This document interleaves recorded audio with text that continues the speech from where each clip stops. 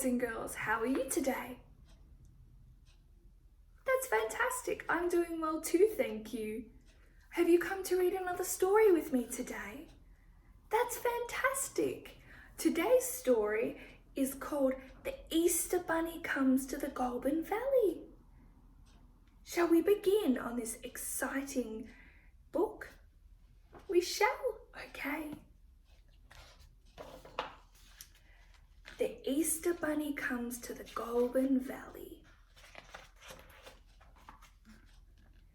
Our story begins in a wonderful place with a boy named Jack and a girl named Grace. They had moved to the Golbourn Valley and longed to explore, make friends, have adventures, and many things more.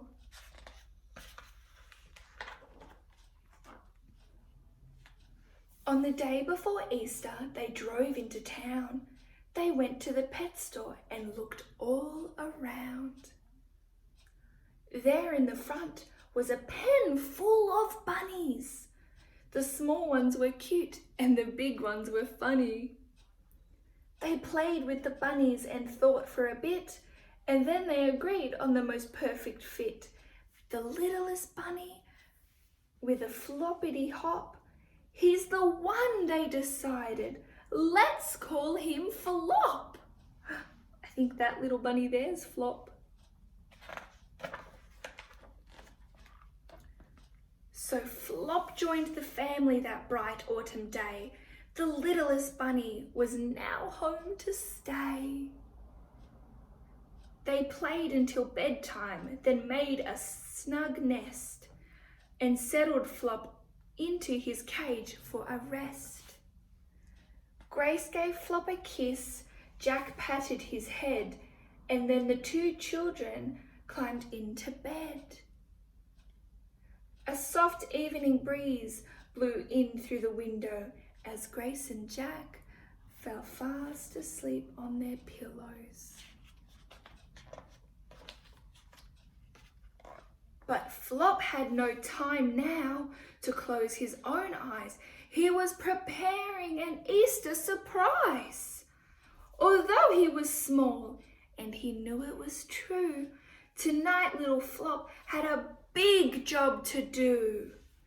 For he had a secret he wouldn't let show. He was the Easter Bunny and he had to go.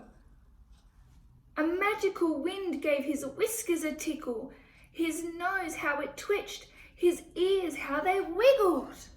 Soon Flop was quite different than ever before, and he could not wait, not for one moment more. Their little bunny is the Easter Bunny. He raced through the house and out into the night to where he had hidden his eggs out of sight. His marvellous barrow held Easter eggs plenty, to be quite exact, 9,020,000. Wow, that's a lot of eggs. He packed up the eggs and he looked at the map. He fastened his goggles and his flying cap. Then Flop hopped right into his hot air balloon, and soon he was soaring as high as the moon. As he watched his first stop grow nearer and nearer, his Golbourn Valley mission was clearer.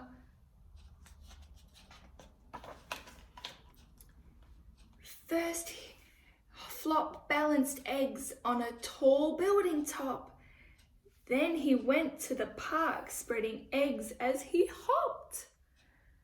He smashed a quick Easter 6 just for some fun, and quietly hid chocolate eggs one by one.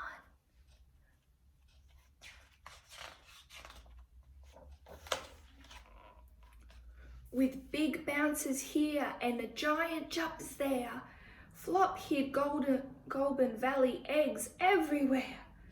He flew to the east, to the south, west and north.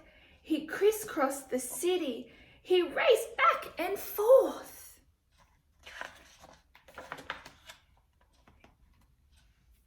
Echuca and Benalla got treats. Then Seymour and Wangaratta, 2 were complete.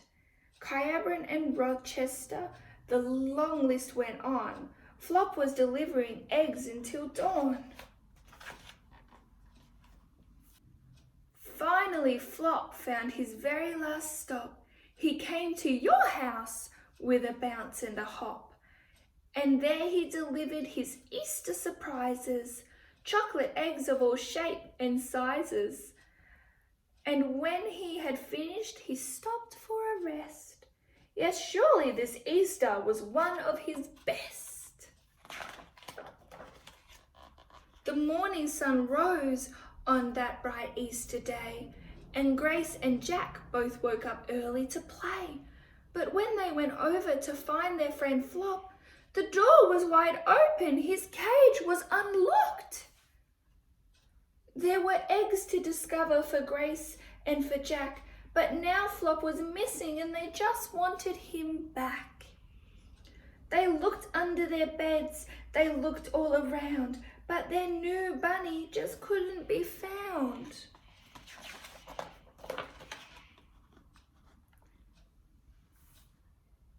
But whose goggles are these? Who unfolded this map? Then from the garden came a faint tap, tap, tap. They rushed and they stumbled, it had to be him. And there they found baskets with something tucked in. It's Flop, they cried out, and they held him so close. Jack tickled his ears, Grace kissed his pink nose. Flop hugged the 2 children, back his new friend so dear. Happy Easter, Golbourn Valley. See you next year. That was a fabulous story, wasn't it? What was your favourite part? I liked that part too. Thank you for reading with me today. I'll see you next time.